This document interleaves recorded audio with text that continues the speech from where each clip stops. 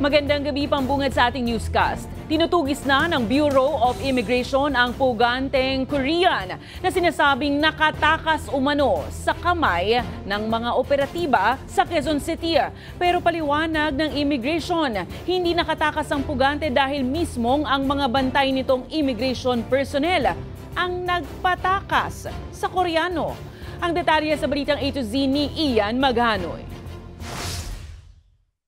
Sa pool sa CCTV footage ang lalaking ito na bumaba sa likurang hagdan ng isang bar sa Quezon City Martes, March 4. Kapansin-pansing tila aligaga ang mga galaw ng lalaki habang may kausap sa phone.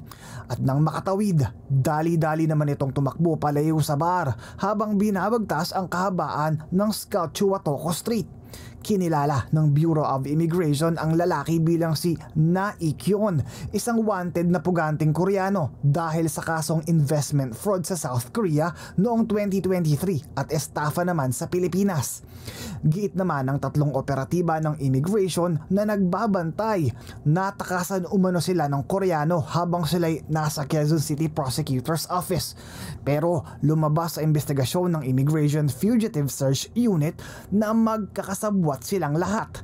Nakita rin kasi sa CCTV na magkakasabay silang sumakay sa immigration vehicle. Sa isa ring footage, nakita rin ang pagdating ng isang immigration vehicle sa bar at sabay-sabay na pagbaba ng mga operatiba nang hindi man lang pinopusasan ang binabantayang pugante. Nung sila po ay pinatawag upang magpaliwanag, meron pa po sa kanilang lumuha dahil sa pagpapaliwanag kung paano sila natakasan. Pero nung kinahapunan din yon, nung nakuha natin yung CCTV, nakita natin na mukhang crocodile tears lamang ito dahil magkaiba ang lumabas doon sa kanilang salaysay at doon po sa mga kuha ng CCTV. Gayunpaman, isang manhunt operation ang ikinasa para tugisin ang tumakas na puganteng umano'y sa loob lang daw ng bansa nagtatago habang sinibak naman na sa serbisyo ang isa sa mga immigration personnel.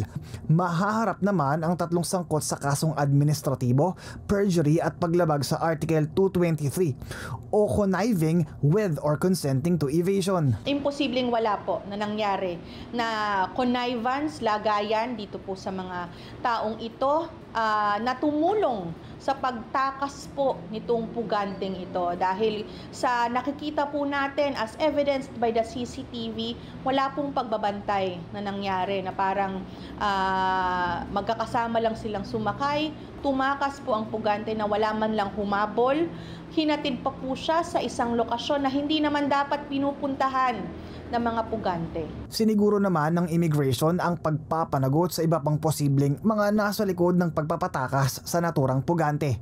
Para sa Balitang A to Z, Ian Maghanoy.